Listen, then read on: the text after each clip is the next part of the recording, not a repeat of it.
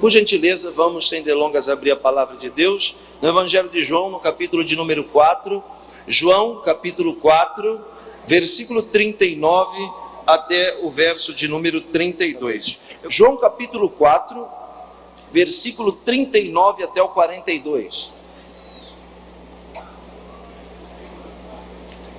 João capítulo 4, versículo 39 até o 42, diz assim: muitos samaritanos daquela cidade creram nele em virtude do testemunho da mulher que anunciara tudo que eu tenho feito, ele me disse.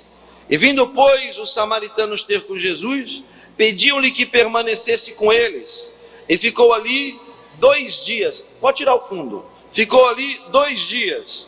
Muitos outros creram nele por causa da sua palavra, e diziam à mulher: já agora não é pelo que disseste que nós cremos, mas porque nós mesmos temos ouvido e sabemos que este é verdadeiramente o Salvador do mundo.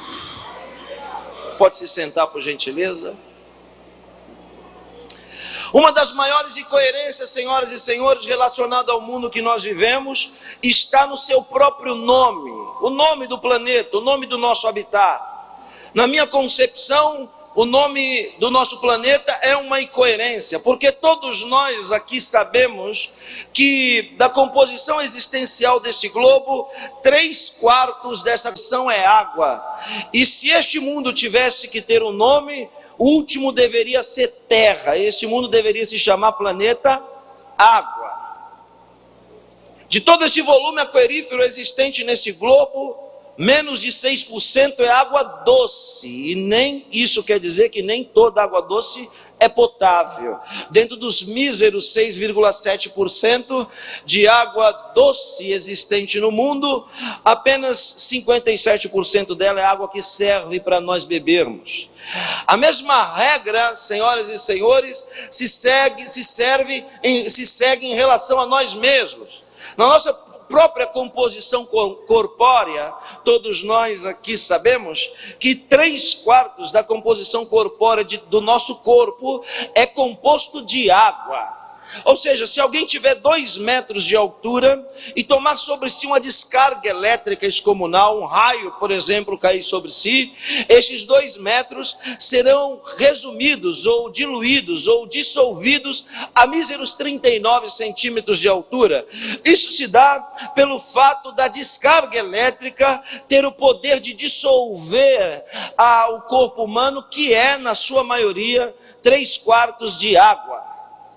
Já está provado, e todos vocês aqui devem saber muito mais do que eu, que nós temos a condição única de viver muito mais tempo sem comer, mas que nós, basicamente, não temos a condição de viver muito tempo sem beber água. Por quê? Porque a água, além de nos limpar por fora, a água também nos purifica por dentro.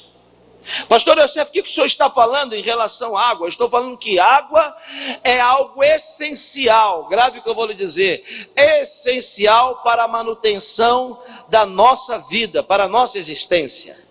E o capítulo 4 do Evangelho de João converge na palavra água, não é diverge, é converge para a palavra água. Ou seja, a palavra água é a palavra central do capítulo 4 do Evangelho de João, que lá na sua cabeça, no seu começo, diz que Jesus está em uma região geográfica do Estado judeu antigo, na época uma província romana chamada Judéia, Palestina, e Jesus está em uma região, senhoras e senhores, e precisa de outra região, só que para chegar na outra região, a Bíblia diz que Jesus tem que passar por um território que a Bíblia deixa clara nos primeiros versículos do capítulo 4 do Evangelho de João, um território que a Bíblia chama de Samaria. E aí está a grande objeção, e aí está o grande problema: Jesus ter que passar por Samaria. Por que, pastor Akiva? Porque Samaria é um território proibido para judeus. Judeus de 2000 anos atrás não poderiam passar por aquela província chamada Samaria. Por quê? Porque existia uma desavença, porque existia uma briga excomunal milenar nos dias de Jesus. Samaritanos e judeus não se davam. Mesmo sendo povos co-irmãos, todos os enlaces diplomáticos entre judeus e samaritanos haviam sido arrebatados, cortados, quebrados. Toda a irmandade espiritual e religiosa entre judeus e samaritanos já não existiam mais nos dias de Jesus há 1000 anos. 1000 anos que as pontes, que as estradas, que os caminhos que ligavam Samaria ao povo judeu havia sido destruídos. Ou seja, judeus e samaritanos eram inimigos mortais, professando o mesmo Deus e a mesma fé.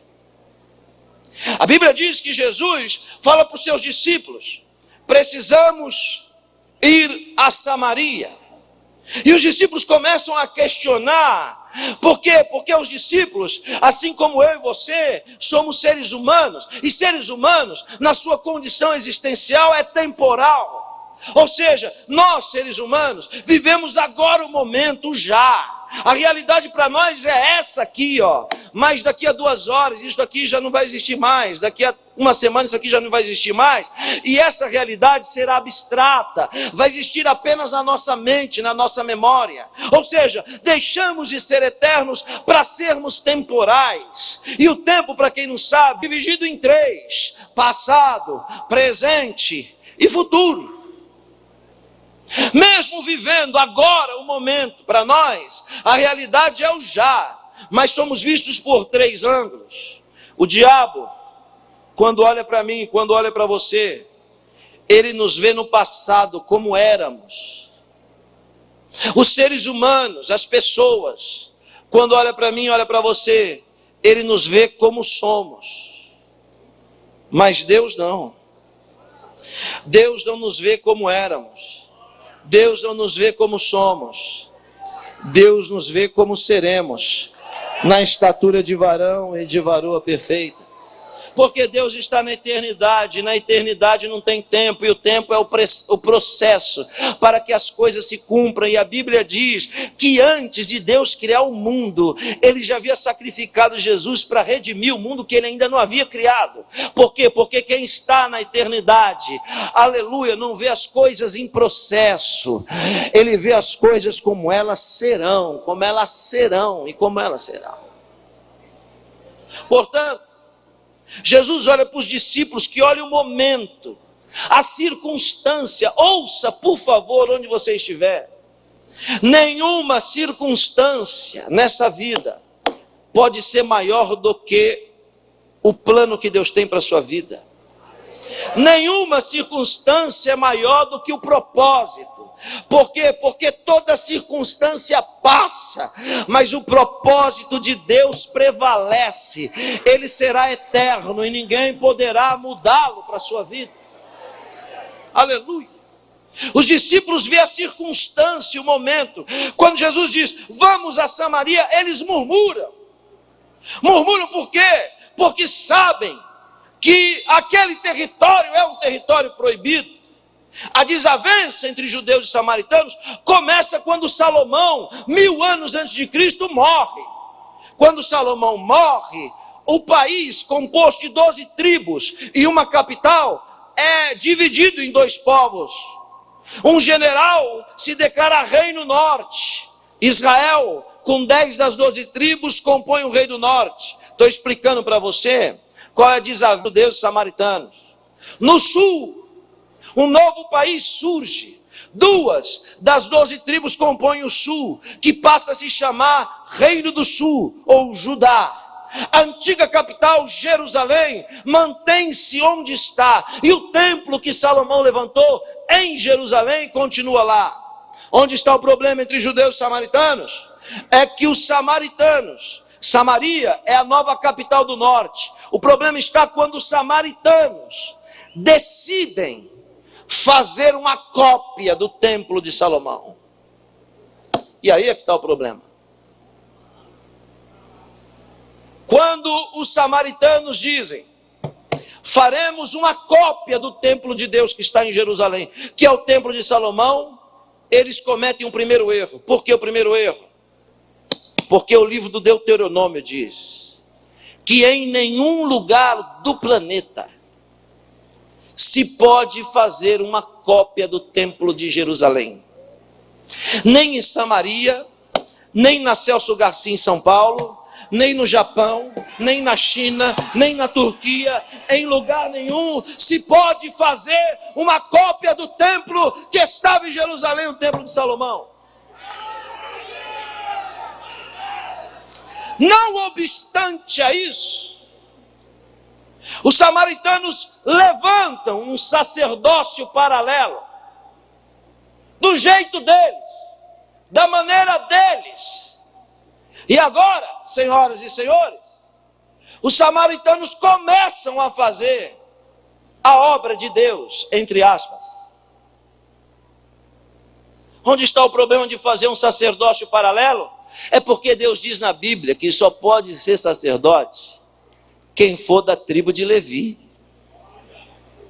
Mas os samaritanos disseram: isso é besteira, isso é conversa. Vamos ter o nosso sacerdócio paralelo aqui, Deus vai abençoar. Ouça o que eu vou dizer. Existem coisas na vida que eu e você podemos fazer do nosso jeito, mas existem outras que tem que ser do jeito que Deus quer. E as coisas que Deus mandou que fosse do jeito dele, homem nenhum tem poder para mudar. Homem não pode mudar o que Deus determinou para que fosse feito do jeito dele. Aliás, esse é um problema, isso é uma síndrome de Caim. Por quê? Porque Adão e Eva ensinou igual, a mesma instrução para Caim e Abel. O culto tem que ser assim. Só que um dia Caim falou assim: se Deus é muito folgado, por que o culto tem que ser do jeito dele? Não, quer saber? Eu não vou fazer o que Deus quer, eu vou fazer o que eu quero. E quando a gente faz o que a gente quer e não o que Deus quer, a gente vira um Caim também.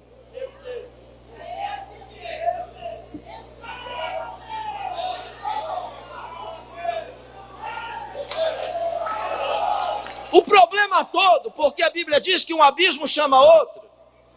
O problema todo, ouça o que eu vou dizer. O problema todo é o seguinte: não é só levantar um templo cópia. Não é só apenas fazer um sacerdócio paralelo. O problema agora é outro. Sabe o quê? Obrigado. Os samaritanos começam a pregar assim, ó. Deus não está mais em Jerusalém. Deus está agora aqui em Samaria. E os judeus lá no sul dizem assim: Deus não está em Samaria, Deus está em Jerusalém. E agora os dois povos começam a brigar entre eles, dizendo que Deus está com A e não está mais com B. Eu peço licença a todos vocês para lhe dizer: Deus não é evangélico, Deus não é pentecostal, Deus não é protestante, Deus não é católico, Deus não é carismático, Deus não é muçulmano, Deus não é judeu, Deus não é espírita, Deus não pertence a religião nenhuma. Deus é simplesmente Deus, e Ele está acima de todas as coisas. Deus não é propriedade de ninguém, Deus é proprietário de todas as coisas, irmãos. Se tivesse hoje aqui um banco de apostas, ia começar por mim, eu ia dizer com todas as fichas, ia para o céu, era Caifás. Ele tem todo o estereótipo da religião. Ninguém aqui, começando por mim, ia apostar uma ficha sequer no ladrão da cruz. Porque é assim que a gente vê as coisas, pela aparência.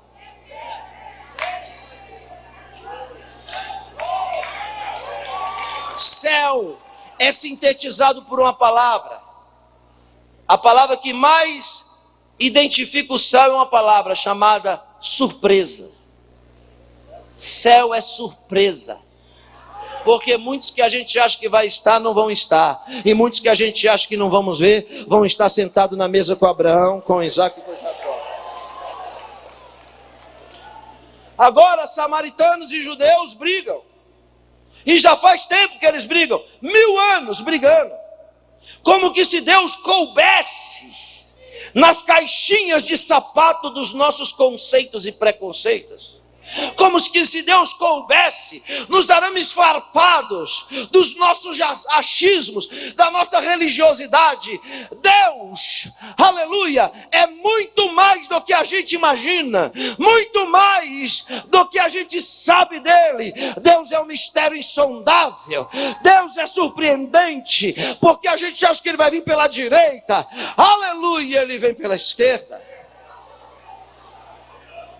Judeus e samaritanos não se falam, porque Deus é propriedade de A e B. Tem até gente lá fora que nem chama a gente de irmão, chama a gente de primo, porque Deus está com ele e não está aqui com a gente.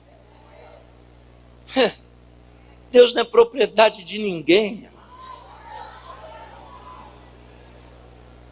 Jesus diz para os discípulos o seguinte: nós vamos para Samaria. E os discípulos murmuram. Por que murmura? Porque está olhando para a circunstância. A maioria das pessoas que reclamam são pessoas que estão olhando o momento. Você não entende agora, mas quando o futuro chegar é que você vai entender.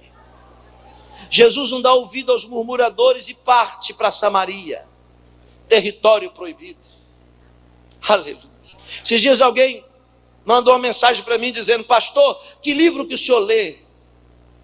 E eu fiquei pensando, quase não tenho tempo nem de comer, né, para ler livro. Mas eu respondi, eu disse: eu leio o livro que está escrito dentro de mim. Aí fica aquela tese: Yosef é meio doido, né? Falou que tem um livro escrito dentro dele. Me explica isso, Yosef. Aí eu disse: antes de Adão pecar, isso aqui estava dentro dele. Quando ele pecou, ele vomitou isso aqui, ó. E aí a gente teve que anotar num papel para não esquecer. E no papel, senhoras e senhores, é uma bela teoria, mas só vai ter efeito se voltar de novo a existir, aleluia, dentro de você. O grande problema é que até que voltar não é difícil. Difícil é ler, porque a gente é analfabeto espiritual. Mas aí eu respondi assim, ó: construindo caminhos para chegar nos vilarejos mais distantes da minha alma. Sabe por quê?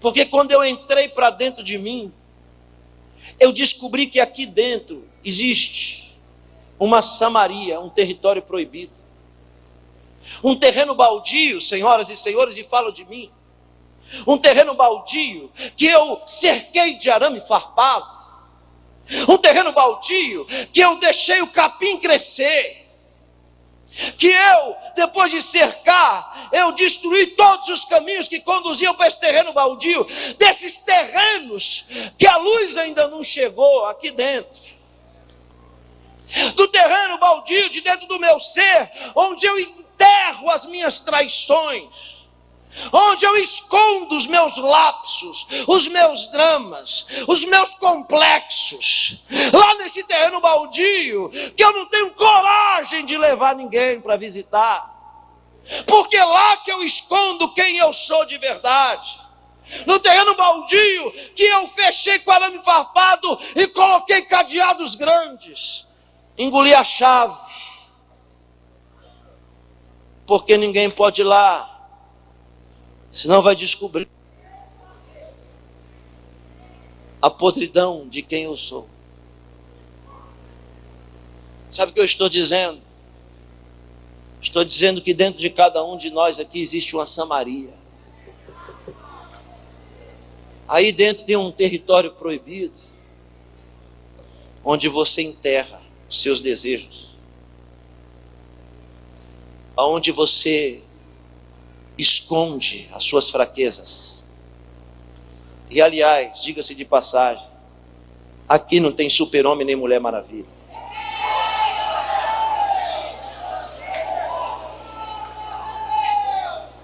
A nossa condição existencial é precária. Vivemos a uma prisão domiciliar, ó, aqui, ó, preso aqui, ó. Isso aqui nos esbofeteia todo dia. Sabe o que nos falta? É coragem para assumir, coragem para falar.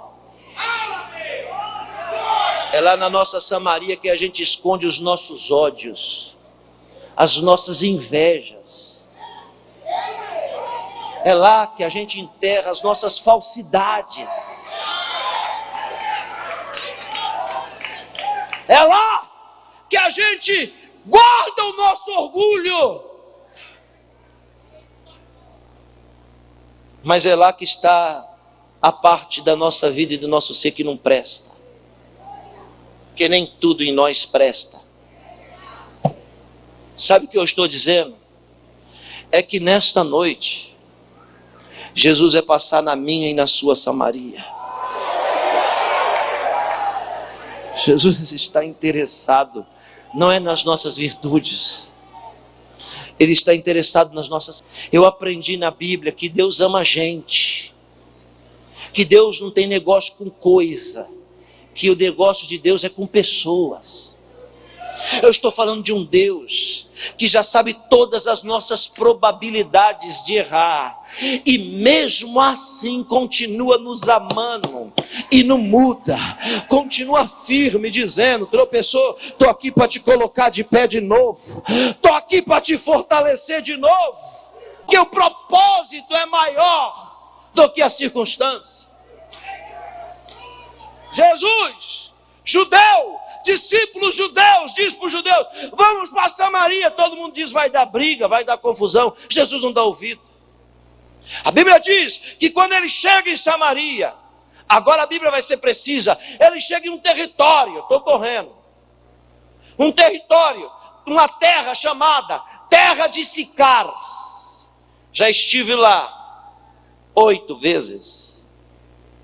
Para quem não sabe, a terra de Sicar é um deserto que faz 50 graus na sombra. Sabe o que me deixa intrigado, irmãos, apreciadores da palavra? Sabe o que me deixa intrigado? É que a Bíblia diz que aquele deserto pertenceu a Jacó, e Jacó deu aquele deserto para o filho dele, que ele mais amava, José. Aí eu fico intrigado. Pastor Anderson, sabe por que eu fico intrigado? Que pai é esse que ama um filho e dá para esse filho um deserto? Que pai é esse, pastor Adeildo, que ama tanto um filho e dá para ele um deserto com 50 graus na sombra? Sabe por quê? Eu vou lhe dizer. Porque a gente aprende muito mais com os desertos.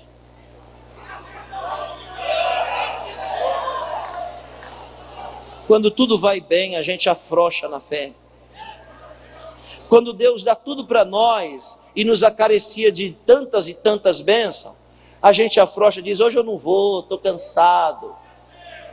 Não, hoje vamos lá para... Só que no deserto, a gente ora mais. No deserto a gente ama mais, a gente é mais flexível no deserto. No deserto a gente chora mais. No deserto a gente ama mais. Por isso que o deserto que você que está me ouvindo, é um presente que Deus te deu. Porque além de tudo isso, o deserto vai te dar resistência. Estou lhe garantindo. Aquilo que não te mata te fortalece, e você vai sair vivo desse deserto para contar a história, e o nome do Senhor vai ser glorificado. O que mais ainda me intriga é que nesse deserto que não tem nada, a Bíblia diz que tem um poço. Um poço no deserto. Poço se cava no quintal de casa. Ninguém cava poço se não for no seu terreno. Por quê? Porque o poço vai jorrar água que é vital para a manutenção da nossa vida. Agora, todos nós, egoístas que somos, se tivermos que cavar um poço, vamos cavar dentro de casa. Se você quiser cavar um poço, abre o Google agora aí. E sabe que vai aparecer lá quando você colocar poço artesiano? O telefone de uma empresa, você liga, eles chegam lá e antes de furar, ele vai passar uma sonda assim, ó. E vai dizer assim, pode furar que não perde a viagem. Fura que vai achar água. Aí você cruza a perna e diz, pode furar. Eles vão vir com a broca enorme, com a lâmina e vão furar a terra assim, ó, girando, ó. 45 minutos a água jorra. Isso hoje, né? Isso agora. Só que o poço que nós estamos nos referindo tem 4.100 anos de idade. Quem foi que disse para Jacó cavar aquele poço no deserto? Hein? Quem foi que falou para ele, levanta, príncipe, e vai cavar um poço numa terra que eu vou te mostrar? E aí alguém dizer, mas vovô Jacó, mais papai Jacó, ei, mais patriarca Jacó, que ideia louca é essa de cavar poço em deserto? Quem é que mandou você cavar poço? E Jacó deve dizer, se eu não ouvir essa voz, eu vou desonrar a fé do meu avô. Porque foi a mesma voz misteriosa que disse para ele ir para uma terra que ele não sabia. E se eu não fizer isso, que Deus está mandando eu fazer, cavar esse poço, eu vou quebrar a genealogia da fé dos meus antepassados. E Jacó, ouça, não dá ouvido a ninguém, parte para o deserto. Você imagina a cena? Imagina? Ele chegando no deserto assim, ó, no meio do nada, parando e dizendo, onde? Para cá? Aqui? Para cá? Aqui? Sim. Aí a voz dizer para ele, aí mesmo, Jacó, no meio do nada. Mas é para cavar aqui? E a voz dizer, sim, cava aí. Aí Jacó virar para todo mundo e dizer assim, Deus está me falando que aqui tem água. E todo mundo dizer, ai meu Deus do céu, virou crente e ficou doido. Aqui tem água, isso aqui é deserto, aqui não tem água. Mas Jacó é daqueles crentes que não depende da opinião dos outros para acreditar no que Deus fala.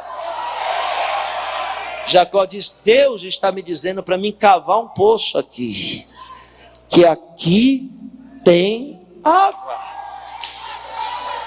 E todo mundo discordar. Mas a fé de Jacó me impressiona, sabe por quê? Porque é uma fé que não depende da fé dos outros. É uma fé de que ele não precisa que os outros acreditem. O que basta é que ele acredita. Sabe o que aconteceu? Jacó começou a cavar o poço, sozinho. E durante muito tempo ele cavando aquele poço sem ajuda de ninguém, porque cavar poço no começo é fácil.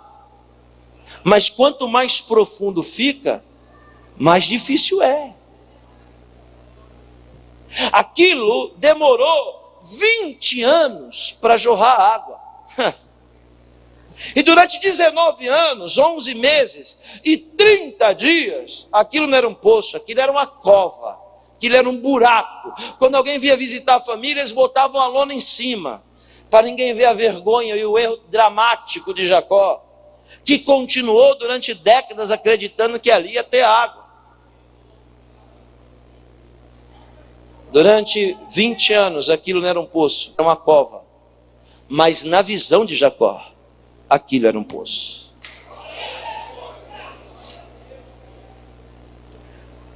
No dia que a água jorrou do poço, Deus mostrou para todo mundo que eles estavam errados e que Deus estava certo. Olhe bem para mim e recebe o que eu vou lhe dizer. Você veio aqui para ouvir isso. E eu vou lhe falar.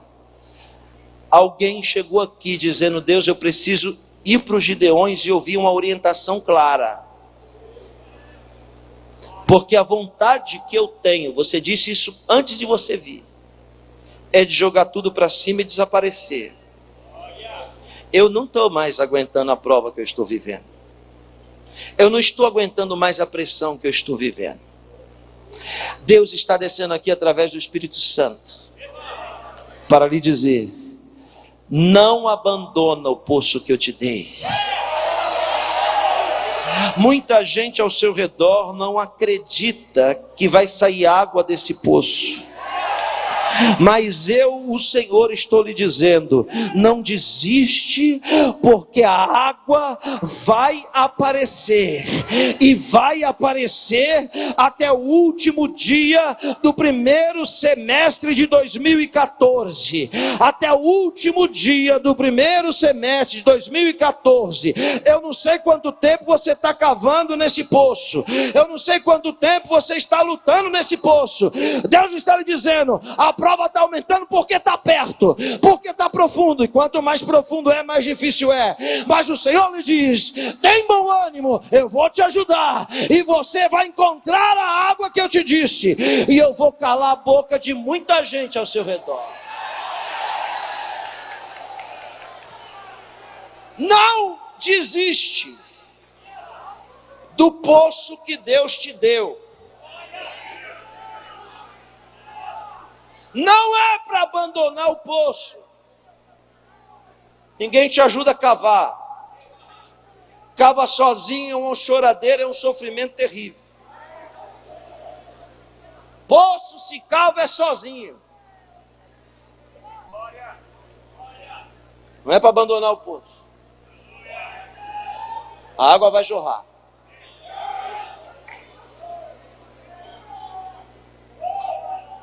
Não é para abandonar o poço. A água vai jorrar.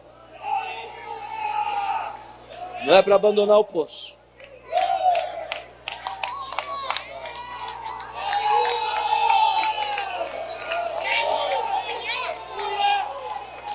A água vai jorrar.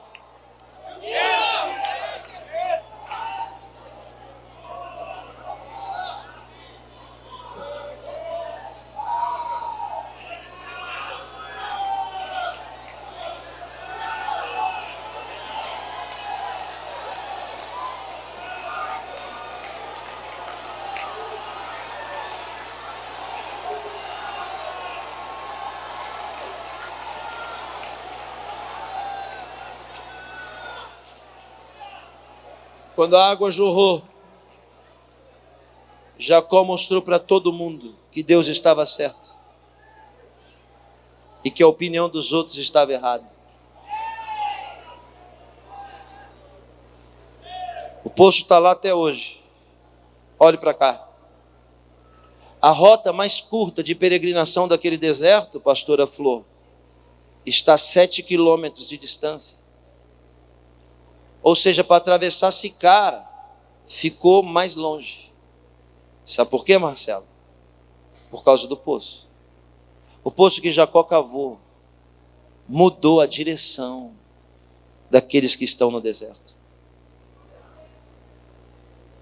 Se alguém hoje, independente da sua fé, do seu credo, se alguém hoje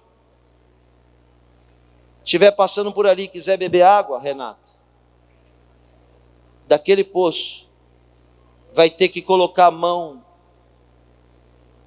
na beira da mureta, a mão direita, ouça, e antes de beber da água deve dizer assim: bendito seja o homem que cavou esse poço, e bendito seja o Deus do homem que cavou esse poço. Tem 4.000 anos que o poço não seca, tem água. Sabe por que não seca? Porque quem mandou cavar foi Deus. E quando Deus fala para cavar e você obedece, o que nunca vai faltar é água. Não vai secar. Eu estou lhe dizendo, esse poço não vai secar. Só que faz 4.000 anos Jacó está morto, mas até hoje as pessoas põem a mão e abençoam o nome de Jacó e do Deus de Jacó. Quem está me ouvindo, diga amém. Sabe por que a gente vem aqui todo ano? Eu vou lhe dizer por quê. A gente vem aqui porque a gente tem sede. Segundo, sabe por quê, Elaine? A gente vem aqui porque tem sede e sabe que aqui tem água. Aí você chama isso aqui de igreja, de ginásio, de congresso. Só que isso aqui não é igreja, não é ginásio nem congresso, isso aqui é um poço. Você atravessa o deserto que você atravessa para vir aqui beber água, porque você sabe que você vai beber dessa água e vai ficar 1 ano sem sede. Essa água vai saciar a sua sede. Sabe o que a gente esquece? A gente é ingrato, sabe por quê, Kleber? Porque a gente vem aqui, bebe água, vai embora e nem agradece o homem que cavou o poço. Nem agradece o Deus do homem que cavou o poço. Você pode imaginar quando ele foi cavar o poço no começo? Que ele chegou e disse: Deus está me dizendo que vai ser aqui. E alguém disse para ele: aqui? Nesse deserto? Não vai aparecer ninguém aqui, não. E ele dizendo: não, se Deus está mandando eu cavar um poço aqui e sair água, o que mais vai aparecer é gente com sede. Mas não vai vir ninguém. Vai sim, porque o que não falta é de gente com sede. O que não falta é gente com sede. E hoje pessoas do mundo inteiro vêm beber água nesse poço. Bendito seja o homem que cavou esse poço. Bendito seja o Deus do homem que cavou esse poço. Porque não cavou para ele, cavou pensando na minha e na sua sede. Porque se quiser cavar poço para si, cava no quintal, não cava no deserto não. A Bíblia diz que quando Jesus chega no poço, redobre sua atenção, a mensagem vai começar. Quando ele chega no poço, os discípulos tudo murmurando, reclamando, falando um monte de besteira porque não entende o propósito. Que Jesus senta no poço, ele olha para os discípulos no meio do deserto e diz: ei vocês aí, discípulo, ei discípulo, quer saber? Vai comprar pão. Irmão, quem é que come pão em deserto? Irmão? Deserto é lugar de matar sede, comer pão. Mas Jesus fala para os discípulos: vocês todos aqui, ó, essa panela aqui, ó, vai comprar pão. E os discípulos acham que estão arrebentando. Sai os 12, todo feliz para comprar pão. Mas na verdade, Jesus fez eles saírem de perto, sabe por quê? Porque senão eles iam estragar o propósito.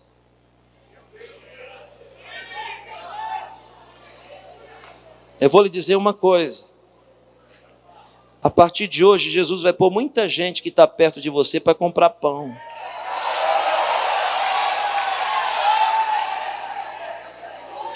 Sabe por que aquela pessoa foi comprar pão? Foi Jesus que mandou ele comprar pão. Sabe por quê? Porque ao invés de ajudar, ele ia atrapalhar. Então Jesus pôs para comprar pão.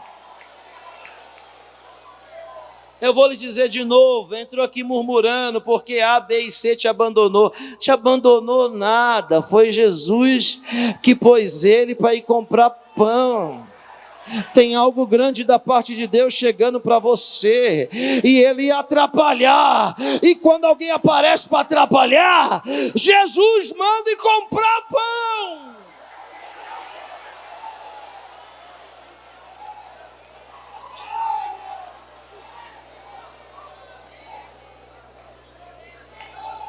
Os murmuradores têm que comprar pão.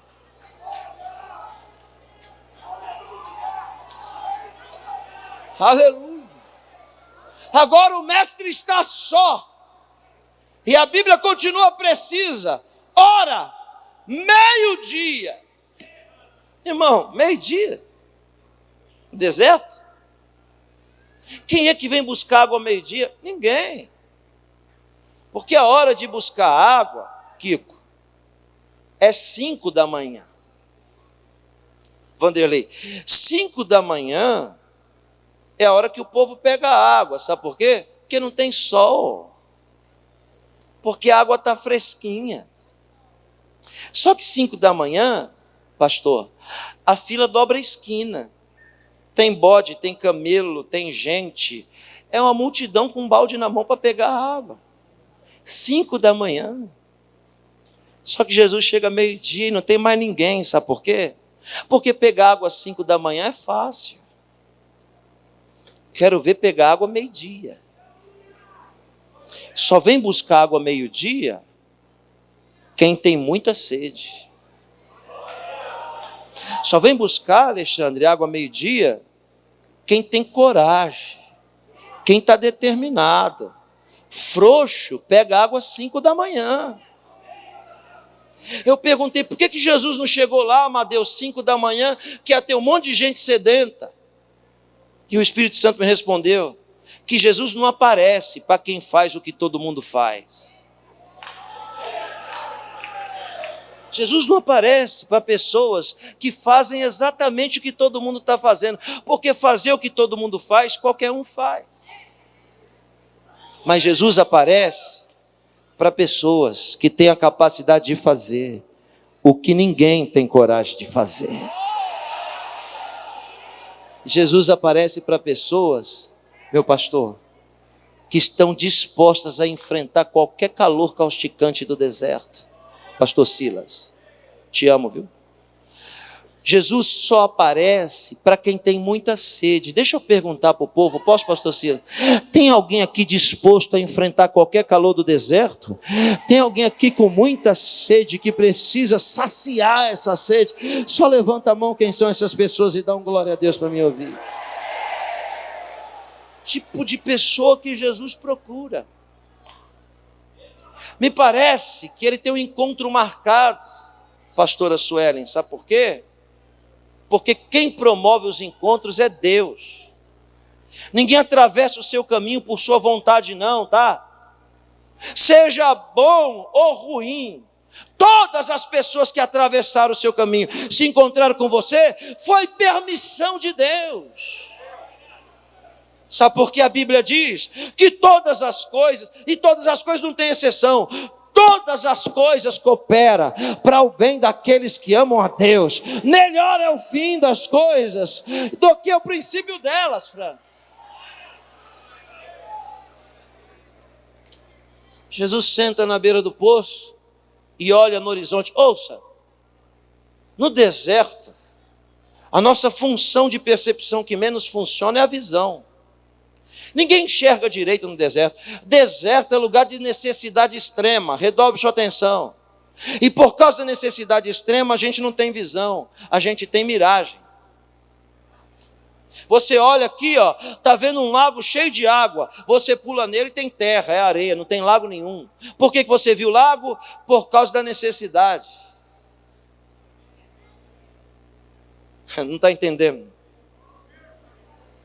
Semelhante à irmã que quer casar, aí aparece lá na igreja, 1,80 m, olhos azuis, corpo másculo, carrão na porta zero, ela olha e diz, uau Deus, que confirmação. Aí Deus vira para você e diz, minha filha, isso não é uma visão, isso é uma miragem. Porque a necessidade é tanta que você está achando que é, mas não tem nada aí não. Desanimei a irmã, né? No deserto não se enxerga direito. Jesus olha no horizonte, sabe o que ele vê? Ele vê um monte de trapo, que aliás é isso que somos, andando rápido em direção ao poço, meio-dia. Todos nós sabemos que é uma mulher, mas quem estivesse lá na hora não ia saber se era mulher ou homem, porque os trapos encobrem. Entende o que eu falo? Quando o Senhor olha para mim, para você, Ele não nos vê como gênero, macho ou fêmea. Ele nos enxerga como espécie, ser humano. E todas as diferenças que existem entre nós, ouça, são estereótipas. Porque basicamente por dentro somos todos iguais. Todos nós temos as mesmas necessidades aqui dentro. Aliás, esse negócio de macho e fêmea é só um negócio estereótipo, porque quando nós recebemos o corpo glorificado, não vamos ser nem macho e nem ser fêmea, não vamos nem casar e nem se dar em casamento, vamos ter o corpo semelhante aos dos anjos. Então quando Jesus olha para mim e para você, é assim que Ele nos vê. Nós sabemos que uma mulher, olhe para mim, ouça o que eu vou dizer. Esses dias, eu tenho 8ª série, tá? Você é meu analfabeto. Mas esses dias me chamaram para ir numa escola teológica defender uma tese do tabernáculo. Eu fui. Só tinha PhD, DHD, tudo que era HD tinha lá. Daí, no meio do que eu estava falando, um homem levantou a mão e disse: pastor, me responda uma pergunta. Eu disse: pode falar, amigo. Na sua opinião, o senhor é a favor ou contra a mulher pregar?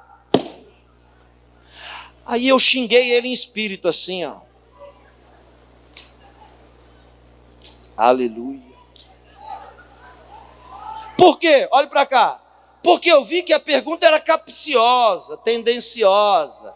Se eu falo que eu sou contra, os liberais me apedrejam. Se eu falo que eu sou a favor, os tradicionais me crucificam. Aí eu falei: vou lhe responder com outra pergunta. Ele disse: pode falar. Eu disse para ele: quando alguém está pregando, quem é que está falando?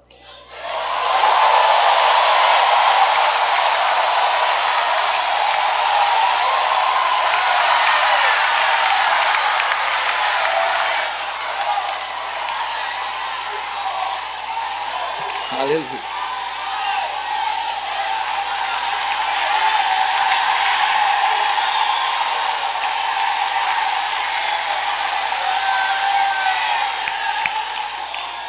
Ele me disse assim: quando alguém está pregando, quem está falando é o Espírito. Eu disse: então se é o Espírito, ele não tem sexo.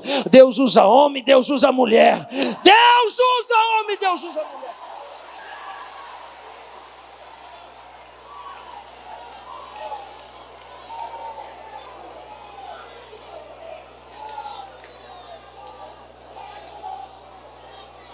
Jesus olha um monte de trapo que se aproxima dele. E olhe para cá, a mulher chega no poço. Veja que coisa que eu vou falar agora. Quando ela chega na beira do poço, ela tira os baldes. Porque os baldes são os caminhos que nós construímos para matar as nossas sedes e para suprir as nossas necessidades. E geralmente, a gente não gosta de mostrar, Anderson Silva, os nossos baldes para ninguém. Então a gente esconde os nossos baldes debaixo dos nossos trapos. Mesmo escondido, ele faz barulho. E aí, ouça, quando a mulher chega na beira do poço, ela puxa os baldes e começa, ó. Ela nem vê que Jesus está ali. Sabe por quê? Sabe por que ela não vê? Ela não vê porque ela está focada na necessidade. Ela não vê porque o que é importante para ela é aquela água. Ela não quer saber quem está ali. Ela quer resolver o problema dela. Então ela entra e sai e nem vê Jesus ali no poço. Parece que eu estou falando de mim e de você. Sabe por quê? Porque a gente vai para o culto focado na necessidade, focado naquilo que a gente precisa. E a gente entra e sai do culto e vê tudo, só não vê Jesus. A gente vê o cabelo de A, o vestido de B, a gente vê o carro de C, a gente vê tudo. A gente vem para o culto focado na água e esquece que quem ali está é o dono do poço. O dono do poço é maior do que a água que está dentro do poço. Sabe por que a nossa vida não muda? Porque a maioria de nós vivemos de teoria. A maioria de nós vivemos de teoria, sabe por que não muda? Porque o nosso interesse é na água, amigo. Sabe o que a gente quer? Matar a nossa sede, ó. Meter o pé. Daqui a pouco ela é acometida por uma voz poderosa. Estou correndo, tá? A voz diz assim: dá-me de beber. Ela toma um susto. Porque tudo que ela não esperava era ouvir uma voz ali. A gente vem para o culto, espera de tudo, só não está esperando Deus falar com a gente. E aí, quando a voz vira para dar de beber, ela toma um susto. Quando ela olha, que ela vê Jesus, ela vê que Jesus não é só um judeu com sotaque do sul. Ela vê que Jesus é um rabino. E ela sabe. Está aqui, ó, no enlatado, na comida enlatada que ela comeu a vida inteira. Está aqui, ó. Ela sabe que os rabinos ensinam as crianças na sinagoga a odiar samaritano. Então, quando ela percebe que Jesus é um rabino judeu, ela já saca todas as armas que ela tem e começa a atirar em Jesus, dizendo: como ousa falar comigo? Se a terra que você está não te acolhe, você não sabe, rabino, que judeus e samaritanos não se falam? Que existe um abismo entre nós? Sabe por quê? Olha o que eu disse no começo da mensagem. Porque vocês dizem que o lugar de adorar é em Jerusalém. E nós dizemos que é aqui. Está dizendo que Deus é samaritano. Está dizendo que Deus é judeu. Que Deus tem um rótulo. É isso que ela está dizendo. Jesus olhou para ela e diz assim: se tu soubesses quem está te pedindo, se você soubesse quem está falando com você. Está chegando um dia em que não vão adorar só aqui ou lá, mas que o Pai vai levantar verdadeiros adoradores. Isso quer dizer que tem adorador que adora de mentira. Ele diz: verdadeiros adoradores, eles adoram em espírito. Olhe para mim, nós somos uma tricotomia corpo, alma e espírito. Quem me ouve, diga amém. É uma luta desleal, corpo e alma contra espírito. É desleal porque o corpo tem tendência da terra, veio da terra, e a alma controla todos os nossos desejos. A alma controla as nossas faculdades mentais, como por exemplo a memória. Por isso que nós, porque o espírito não tem acesso à nossa memória, por isso que a gente não se lembra de onde a gente veio. Ninguém aqui se lembra direito, 10 anos, onde estávamos 10 anos antes de nascer, ninguém sabe.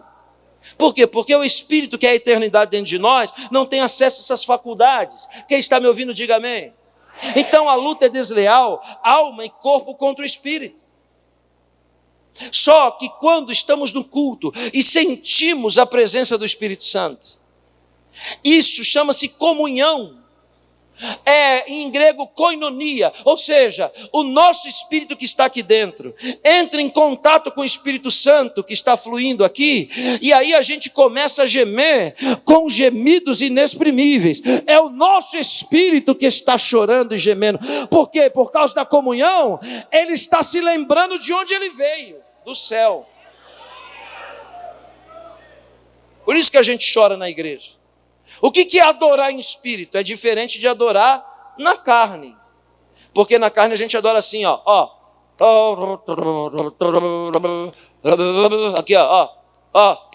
Na garganta, ó. Mas quem adora em espírito, às vezes nem fala. No espírito, a adoração é aqui, ó. Nas lágrimas que rolam no rosto. Essa é a voz do Espírito, a lágrima, ó. Quando você adora em espírito, não tem como não adorar em espírito sem chorar na presença de Deus. Eu nem sei quanto tempo você não chora na presença de Deus. Mas o que eu quero lhe dizer é que se você não chora na hora do culto, você está adorando na carne. Porque quem adora no espírito não consegue ficar sem sentir a presença dele e não chorar. Jesus olha para ela e diz assim: está chegando o dia em que Deus vai levantar verdadeiros adoradores. Eu estou correndo por causa do meu horário, que vão adorar em espírito e em verdade. Se tu soubesses quem é que está falando contigo, mulher, é que tu não sabe. Era você que ia pedir água para mim. Olhe para cá, sabe por quê? Porque essa sua água religiosa, rotineira, que todo dia você vem buscar e resolve só na hora, mas amanhã aparece de novo o problema. Você vem aqui, ó, chora, Deus alega o seu coração, amanhã você está triste de novo. Aí você vem aqui, bebe água e pede para Deus te ajudar e Deus te ajuda. Amanhã você está fraco de novo. Isso quer dizer o quê? Que essa água aqui não está resolvendo. Mas se você acreditar no que eu falo, eu vou te dar uma água que resolve. A mulher olha para Jesus, acha ele ousado e diz: então o senhor, como é que o senhor vai me mostrar essa água, se nem balde você tem? Eu vou lhe dizer, como que se Jesus precisasse do nosso balde para alguma coisa. Me dê licença, por favor, para lhe dizer, Jesus não precisa do nosso balde para nada. O nosso balde só serve para a gente. Para Ele o nosso balde não serve, não presta, aleluia. Deus não precisa do nosso balde. Ele pode fazer tudo sozinho.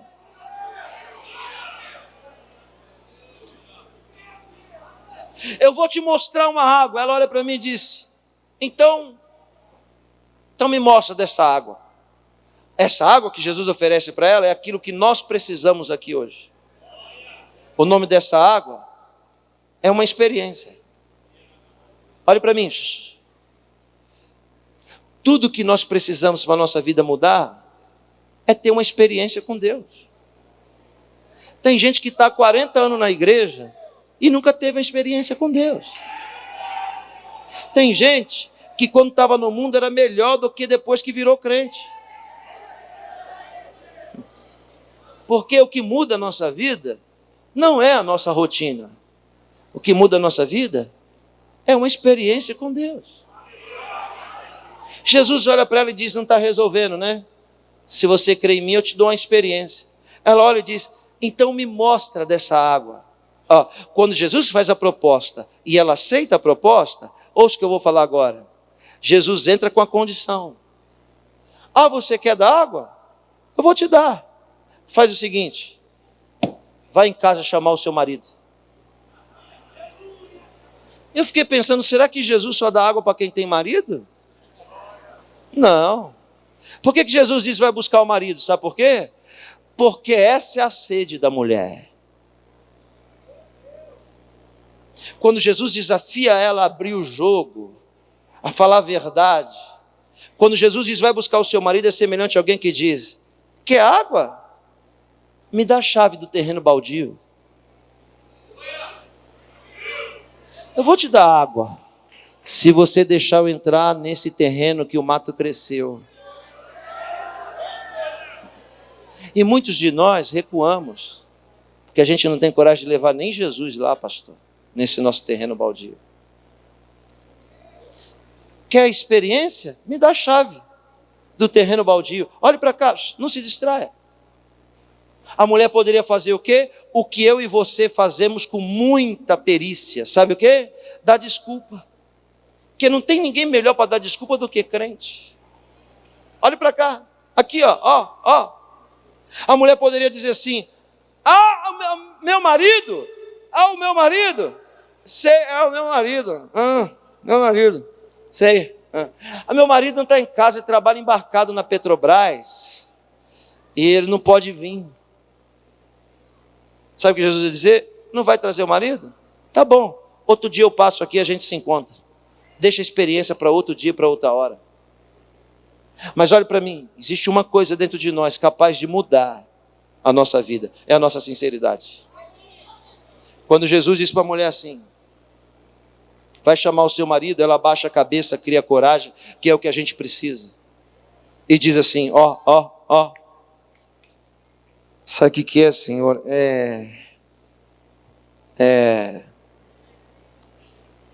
Vou falar para o Senhor, eu não tenho marido. Quando ela assume, Jesus olha e diz: disseste bem, porque já tiveste 5, e esse que você está não é teu. Danada a irmã, né? Essa tinha uma sede descomunal, hein? Eita sede! Mas aí, quando ela abre o jogo, Jesus entrega a revelação que é a experiência. Sabe o que ela faz? Se prostra e diz: eu vejo que tu és profeta. Nessa hora, os discípulos chegam e vê Jesus conversando com a mulher samaritana. Olha para mim, sabe o que acontece? Os discípulos param ali na esquina e dizem: olha lá, Jesus está falando com a mulher samaritana. Olha lá, vê se tem cabimento, Jesus falando com a samaritana de joelho, adorando ele. Jesus está desviado. Não, a gente vai ter que fazer alguma coisa. Alguém vai ter que dar um toque nele, porque senão a gente vai caguetar ele lá na sinagoga. A gente vai excluir ele lá da sinagoga. Quem é esse Jesus para ficar falando com a samaritana? Eles criam coragem e vão lá com os pães. Mestre, aqui estão os pães que nós fomos buscar. E Jesus diz: para mim? Não é para mim não. Tudo que você vai buscar é para você mesmo. Come vocês os pães, porque a comida que eu tenho não é desse mundo. A mulher foi chamar os maridos, tá? E volta com eles. Quando a mulher chega, ouça, e já vou para o final. Quando a mulher volta com as pessoas, ela grita assim: aquele lá, ó, é aquele ali, ó, é aquele ali o homem. E aí os discípulos ficam tudo perturbados, dizendo: vai sair briga aqui agora. Pedro, que é o segurança armado, põe a mão na espada e diz: é tudo comigo, tá? Quando os homens chegam, eles não pedem para Jesus, porque pedir assim, por favor. Mas a Bíblia diz que eles rogam. Sabe o que é rogar? É isso aqui, ó. Nós rogamos que não vá embora. Fica com a gente. Permanece conosco. Por favor, a gente precisa ter a experiência que essa mulher teve. Nós também temos sede.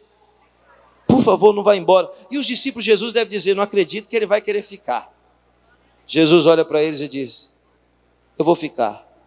2 dias eu fico com vocês. A Bíblia diz que Jesus não fez nenhum cego enxergar e nem um aleijado andar. Nem um paralítico andou e nem um morto ressuscitou. Mas a Bíblia diz que toda a Samaria acreditou na sua palavra. O país inteiro se converteu somente pela palavra que Jesus disse. Ele fez milagre lá em Israel, no seu povo. Fez o aleijado andar e o cego ver. Sabe o que os judeus chamavam ele? Filho de Belzebu. Só que agora, ouça o que eu vou dizer.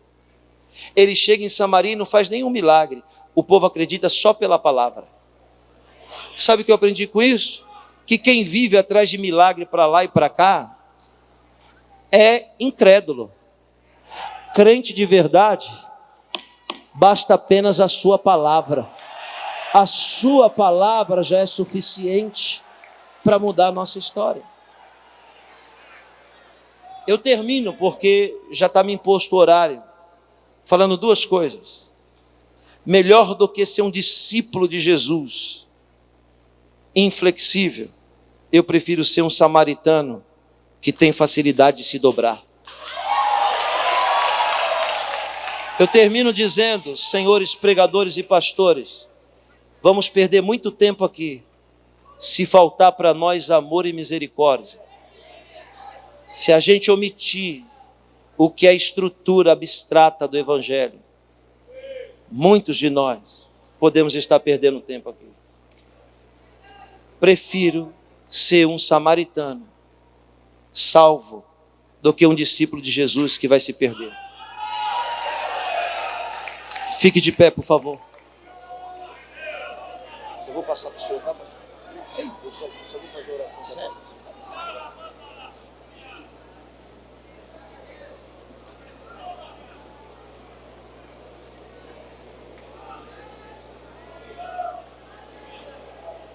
Olhe para cá. Olhe para mim. Eu nunca pedi nada para você. Mas eu vou pedir para você orar por mim. Não sei se eu já fui um instrumento para abençoar a sua vida pelo menos uma vez. Eu nem sei se eu tenho esse crédito de pedir algo para você. Porque na verdade você acha que a nobreza está comigo, mas não, a nobreza é sua. Porque eu sou o seu servo, eu estou te servindo aqui, ó. Então eu vou lhe dizer, ora por mim, para Deus me ajudar, Eu não tenho padrinho, eu não tenho nada. Eu sou uma pessoa que nem eu entendo direito o mistério de Deus da minha vida. Eu vou pedir para você orar por mim, me abençoar, para Deus me ajudar.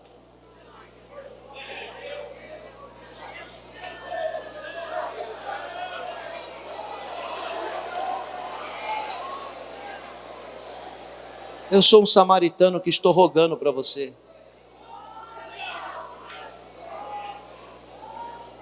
Ora por mim. Levanta sua mão e me abençoa.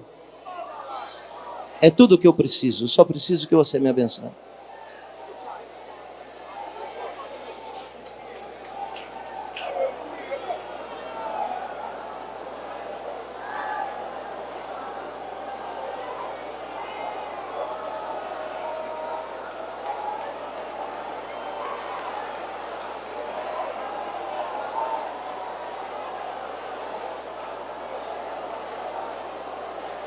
Receba de Deus a bênção, a unção, e que o Senhor queima agora toda maldição, toda força do pecado, toda fraqueza de alma, e seja agora removado pelo poder do nome do Senhor Jesus. Nós o abençoamos, e seja agora ligado um novo tempo em nome do Senhor Jesus. Receba,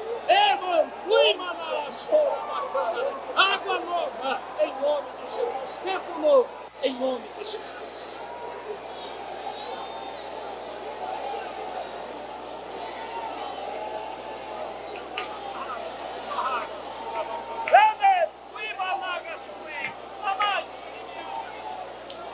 Pastor Adeildo, não para não. Continua firme. Deus é contigo. Deus vai te exaltar, vai te abençoar. Jesus te ama e o propósito é maior do que todas as circunstâncias. Obrigado que você já me abençoou minha vida várias vezes. Deus te abençoe.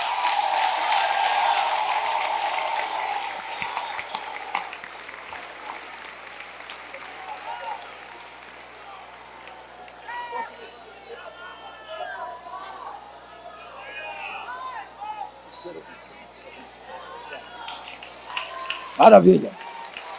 Aleluia. Meus irmãos, é uma bênção estar com vocês.